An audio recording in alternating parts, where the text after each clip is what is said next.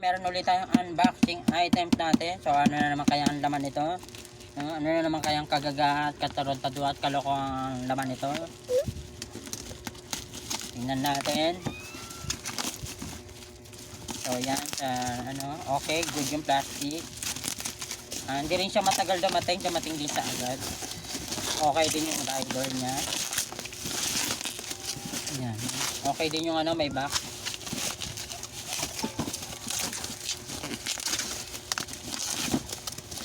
So ayan.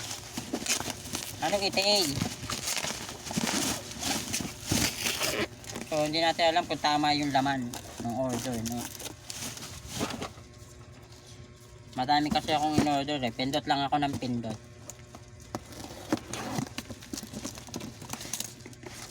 Kung nakita kong pwedeng gamitin sa bahay, tapos nagpapasobra lang ako, ganun. Kaya tingnan natin kung anong item tong unboxing natin. Ang laman niya ay daradadadaan, mga local charger. Para lang to best sa mga may kaya o mga mahihirap sa buhay, ha? Kung mayaman ka o nagpapanggap kang mayaman, hindi to bagay sa'yo best, no? Kasi pang local lang to best, hindi to fast charger, ha? Kasi nga mumurahin lang to. Kung gusto mo ng maganda doon ka sa mall, wag dito, naintindihan mo? Kasi local lang to. Para lang to sa mga mahihirap na kagaya namin.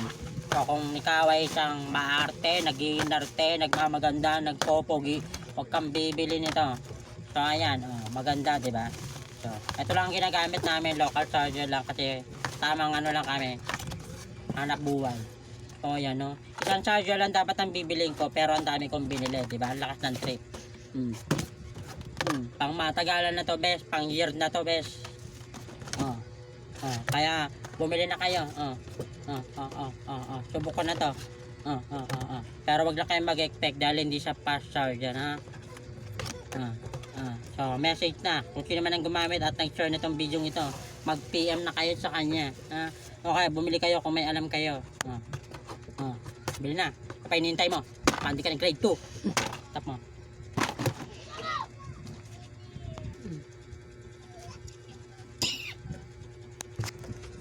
Yung naman pinindot eh.